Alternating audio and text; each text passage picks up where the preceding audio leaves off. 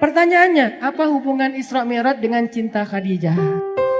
Isra Mi'raj itu salah satu di antara tujuannya, dia itu hiburan buat Rasulullah SAW ketika Rasulullah ditinggalkan Khadijah radhiyallahu anha. Jadi tahun ketika terjadi Isra Mi'raj dikenal oleh ulama dengan istilah tahun kesedihan.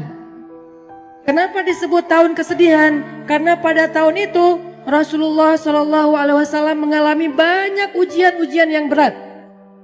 Salah satu ujiannya, pertama beliau ditinggalkan oleh paman tercinta beliau, Abu Thalib.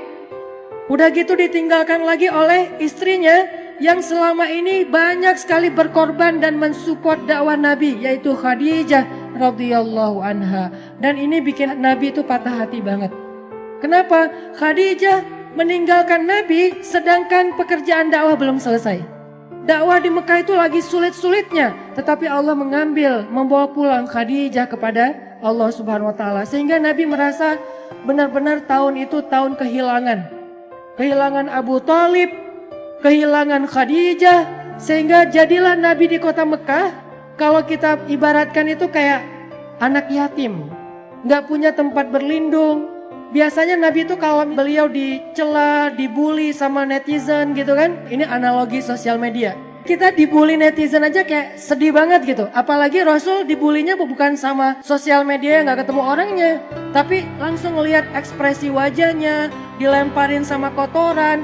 Nah, hiburan Nabi yang membuat Nabi itu kuat ketika dalam keadaan dibully rame-rame adalah Khadijah.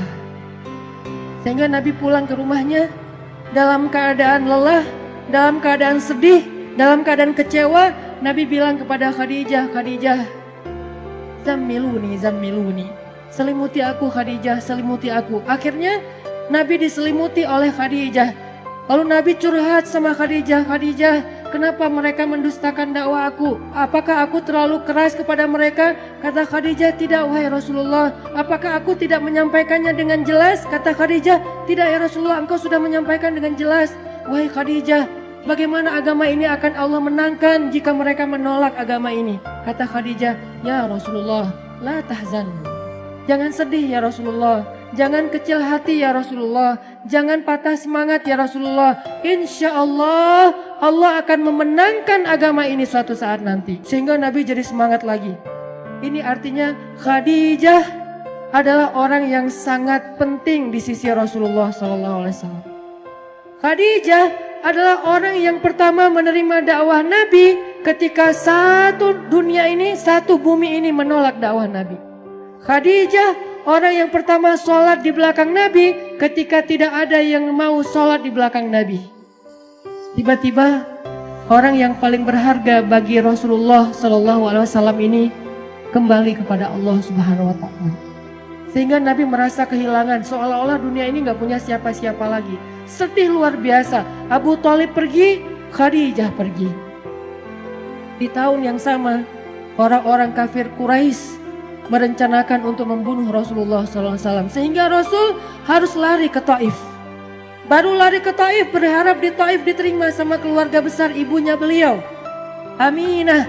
Ternyata di Taif kita tahu cerita yang luar biasa tragis. Nabi dikejar-kejar seharian, dilemparin batu, kemudian disorakin kayak maling. Sehingga Nabi keluar masuk kebun kurma bersembunyi. Ketahuan lari lagi, sembunyi lagi, ketahuan lari lagi. Sampai jidat Nabi itu kena lemparan batu dan berdarah. Seharian Nabi berlari karena dikejar-kejar sama orang di Taif. Udahlah perasaan beliau sedang dalam keadaan kehilangan, lagi patah hati banget kalau bahasa kita sekarang. Tiba-tiba dihujat rame-rame sama manusia. Ini berat banget buat Rasulullah SAW. Kondisi mental yang lagi down banget. Kondisi perasaan yang lagi nyesek banget kalau bahasa kita. Udah ditinggalkan orang tercinta, kemudian tidak ada lagi yang melindungi beliau dakwah di Mekah. Sekarang beliau di Taif diusir, dipukulin, dilemparin, dikejar, diteriakin maling. Sampai kemudian Nabi SAW bingung harus pulang kemana sekarang. Di Mekah beliau diancam, di Taif beliau diusir. Akhirnya Rasulullah SAW diam-diam masuk ke kota Mekah dan tidur di depan Ka'bah. tidur sendiri di depan Ka'bah. Orang-orang Mekah udah pada tidur, masuk ke rumah mereka masing-masing. Nabi sembunyi-sembunyi masuk ke kota Mekah dan tidur di depan pintu Ka'bah. Karena udah gak tahu harus pulang kemana. Benar-benar jadi kayak anak yatim lagi. Makanya Allah berfirman, alam yajidka yatiman fa'awa. 2 kali Nabi ngerasain nelangsanya jadi anak yatim. Pertama nelangsa ditinggalkan ayah, ibu dan kakeknya. Kemudian nelangsa ditinggalkan paman dan istrinya.